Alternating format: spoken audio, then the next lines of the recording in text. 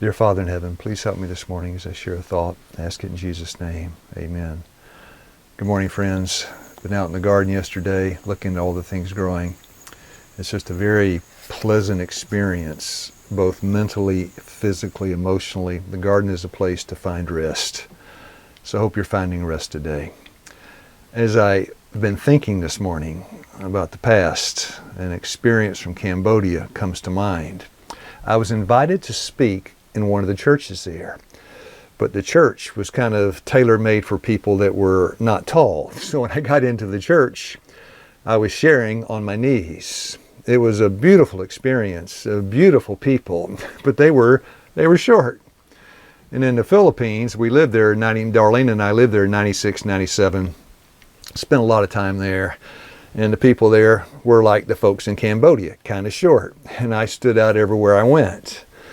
And after a while I got used to it, but in the beginning it was tough because you'd walk into a room or to the bus station or to the dock at the ocean and people would kind of turn and look at you, and I stuck out like a sore thumb. Anyway, it was a beautiful experience. I learned, in fact, in Africa, when I worked there, the people there were kind of tall. I didn't stick out so much. So in a lot of different places, Asia and Africa and Eastern Europe, sometimes I seemed to fit in fine, sometimes I didn't. But I noticed the people were different, but it's on the outside. Some were dark, some were light, some were wide, some were narrow, some were tall, some were short. You had all sorts of people. But yet it seemed to be some kind of common thread running through all. It's the inside is just the same. So people say, so many different shapes and sizes of people. Does one size fit all? Well, that kind of depends. If you're talking about chronic disease, well, one size fits all. A lady called me one time. I was working in health ministry at a health center. A lady called me up. She said, "Tell me about your program for osteoporosis." And I told her, going to get out and get some exercise, going to eat some good whole food plant-based foods, high in calcium, doing some load-bearing exercise, going to get some sunshine, and this is the program. She said, "Well, what about heart disease? You got some kind of program for getting blood pressure down, reversing heart disease?" I said, "Yes, ma'am. Going to get outside, get some good exercise, a whole food plant-based diet." I told her about the program. And then she said, "What about arthritis?" And I told her, "Well, we've got a program for that. We're going to get outside, get some exercise, whole food plant-based diet." And then she asked me something else, and I told her, and she said, "Sir, it all is the same program." And I said, "Ma'am, one size fits all." And right now I have with me lykeith. Perhaps you could tell us just a little bit about yourself. There may be someone here who does not know you and perhaps would like to know a few things about you. Have you always been a Christian?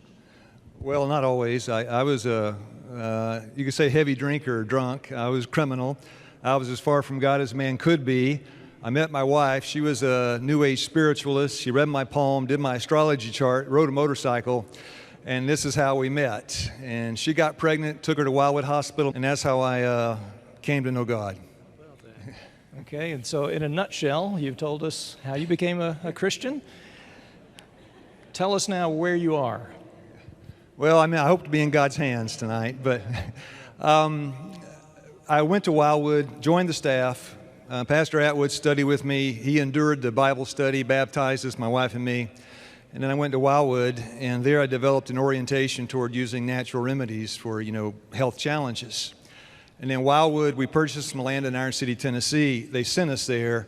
And my wife and I, we had the thinking, the mindset that we would just take guests and use the natural remedies to help them. And as it turned out, our first guest, nobody knew we were there. We had no money. We had an old farmhouse. Nobody knew we were there. We had no furniture. We just prayed. And I've noticed that when you pray from an earnest heart, God always hears and He answers, but not always in the way you think. So we prayed. The Lord sent us our first guest. He was a crack addict from New York City. Second guest came out of jail in Silverdale Jail, and he was a dope dealer from Chattanooga. And then the third guest and the fourth guest and the fifth guest, and they were all problems with addictions, alcohol, depression, mental disorders, and everything else. And so we used a natural methods. I found out they work just fine, whatever the problem. One size fits what? Fits all, right?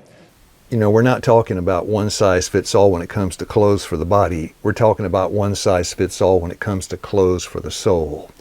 My wife and I, early on in our marriage, we were really struggling, on the verge of divorce. But when God found us and unfolded His plan, we began to work it, and it began to change our lives.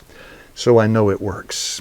So that plan, this all-encompassing plan that God has, of course it includes, nutrition, good exercise program, drink your water, try to get to bed early, and those things that may be harmful to your health, cigarettes, alcohol, some of these things that may be hurting you. Part of the plan is to give those up by God's grace, by God's power. But the last one, the essential part that really is the medicine for the soul, is a trust experience with God. And that's not so easy to talk about in a lecture hall. You can talk about, the nutrition, you can talk about cholesterol and heart disease and coronary arteries and blockages and the side effects of statin drugs. But when it comes to how to convey something that would help people to trust in God, my dear friends, that comes from above. This, what God gives us, what He instills in us, is a recognition that His way is a good way and that we can trust His way. And that's something that comes in the Bible. It's Matthew 16:17. Flesh and blood hath not revealed it unto you. And Jesus told Peter, when Peter said, thou art the Christ, the Son of the living God, in verse 16, He said, look, that's a divine revelation that you know that.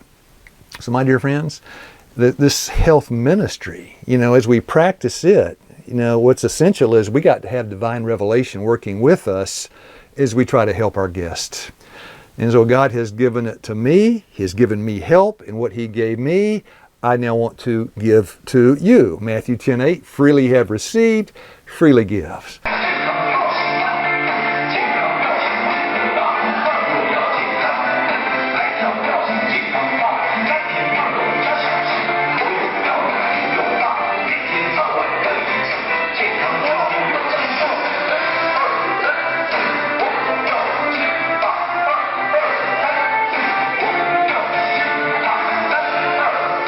So my dear friends, here is the plan that God has given to us to help us through the difficult times of life. Number one, we're going to get a nutritional plan. You go out to the garden, you look around. This is cilantro waving in the breeze. And some people like the taste, some don't. But Darlene and I, we love it. We make like a salsa with onion and garlic, cilantro and tomatoes. We also put it in our beans. It's a distinct taste that I really like, cilantro. All those good things growing out in the garden, that's God's plan. So you can pick some sweet potatoes, you pick some carrots. These do better here in this area. The red Pontiacs do better than the Kennebec here. And they are delicious. You pick some potatoes and you take them in the house. You can boil it, you can bake it, you can steam it, you can eat it raw. Don't fry it though, don't fry it. You want it simple, unprocessed, unrefined, the way God made it. That's the nutritional plan. This is the harvest, and it is really going to be appreciated when we sit down for lunch. What we do is we steam or boil the okra. Sometimes we bake it, cut the tomatoes up, eat those peppers, red peppers that are high in vitamin C, and it's just a blessing. Mealtime is a special time around our house. Being out in the garden is our work time. Mealtime is our fellowship time, but it's all, friends, good times. Now, aerobic exercise raises the heart rate, right? It stimulates weight loss. It raises the heart rate. It increases the metabolic rate.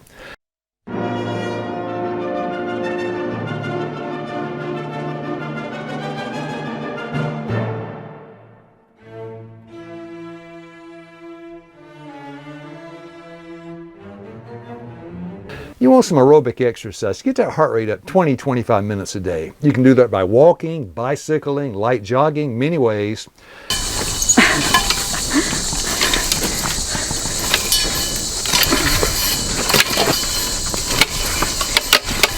It's good exercise. Then you want some anaerobic exercise too. Maybe some weights, some 3 shots. All right. Uno. Dos. Oh, Last one shot, man. Last shot. No, you get 2 more. You get 2 more shots for that. he makes it in. Come on, buddy. Come on, again. Hit it again. He's following Samuel's technique There it comes. I hear it. Almost. You got it. 2 more and you'll have it. Yeah. 1 more. It's not split yet. No, not yet. Hauling some dirt around in the garden. There's Darlene. Today our gym work is out in the hayfield. We've got a big hay ring here full of old hay. Darlene's job this morning is to take it, put it in the truck, then we go home to the garden and we feed the plants. It's going to be a real taste treat for the plants. Corn says I'm hungry, peppers say I'm hungry, tomatoes want a snack. And here it is, hay that's been composting there for years. We're picking it up, taking it back to the garden. No gym work tonight. The work is done here in the hayfield. Boom. Come on, Darlene, put your back into it. But you need some muscles and you need a good elevation of the heart rate. And of course you need some flexibility too. So you want to do some stretching exercises. The best stretching in the world is to be found weeding in the corn patch. This morning I'm pulling weeds in the corn patch. You ask me how these weeds got here. Well, I don't know, but they're here. I pulled weeds last week and I come back this week and the weeds are back again. You know, the work in the garden is better than a gym and it doesn't cost anything and it produces results. And so I get up in the morning, drink a big glass of water because, you know, your kidneys to function, your eyes to blink, everything in the body, it needs water. So we drink 8 to 10 glasses of water a day. Used to drink a lot of coffee, used to drink a lot of everything, but not water. So my plan has changed and so has my health. And today, I'm on 8 to 10 glasses of water every day. If it's hot and I'm sweating, I drink a little more.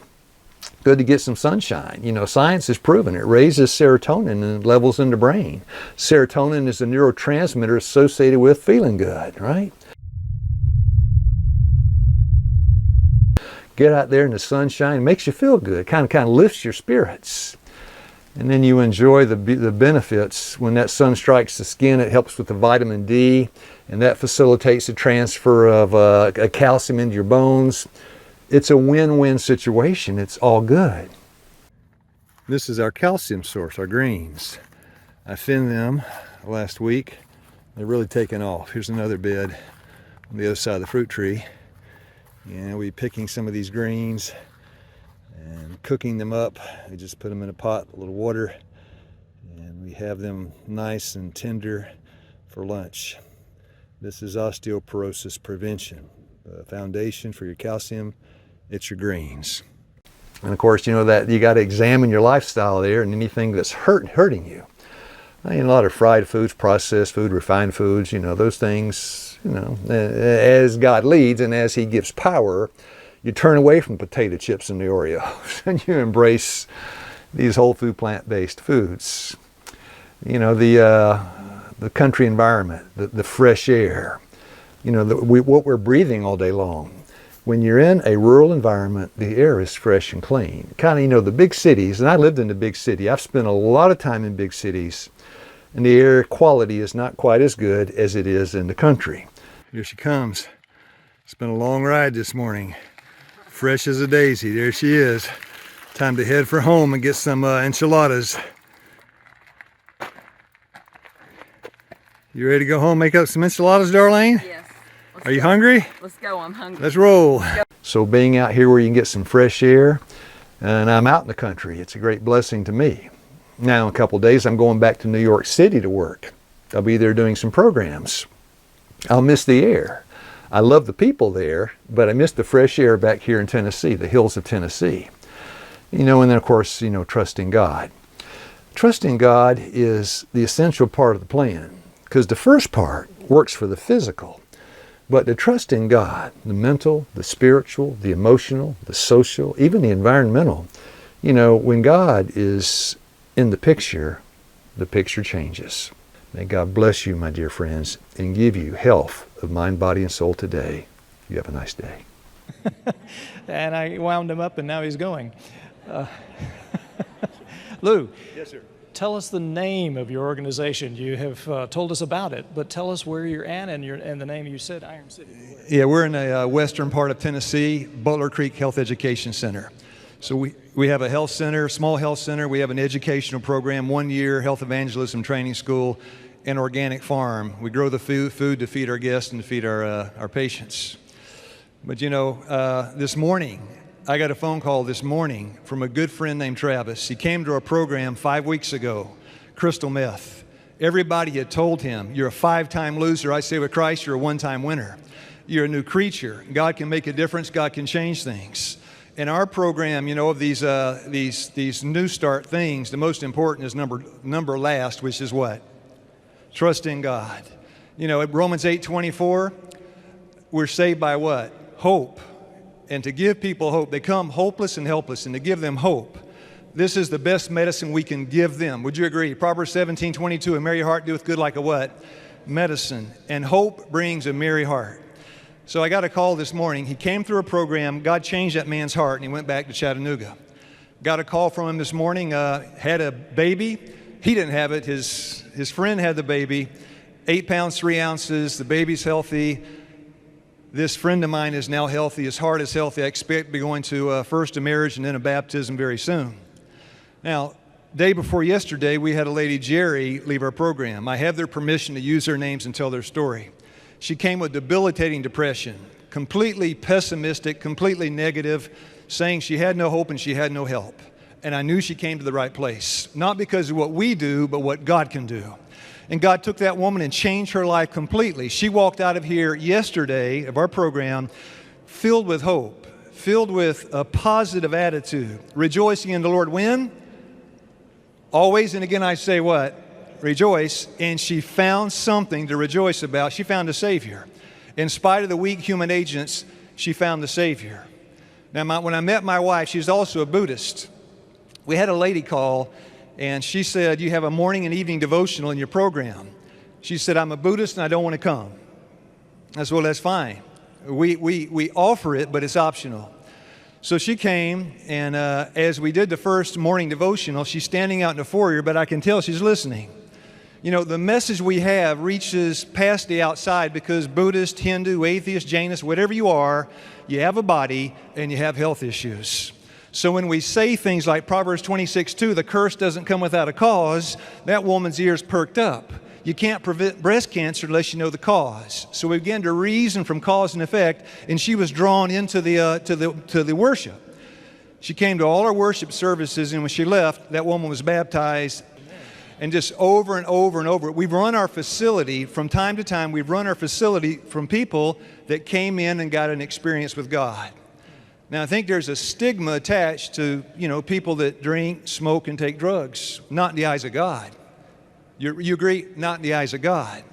When God sees a person with those kind of issues, He said that is a missionary in the making. And when I turn that soul around, He will do things for me because he which is forgiven much does what? Come on, does what? Loveth much. And then one more, I got my 40 seconds. We had a lady that came to our program a year ago, heavy drinking problem. She came, had a beautiful experience, went back home, started drinking. Came back, beautiful experience, went back home and started drinking. Came back for 2 programs, had a beautiful experience, went back home and started drinking. Came back to our program, had a beautiful experience, and people began to say it's never going to work. They do not know who Christ is. Because if God is for you, Romans 8:31, what? Who can be against you? That woman went home and kept the experience. I say praise the Lord. Amen. Thank you, Lou. Before you leave,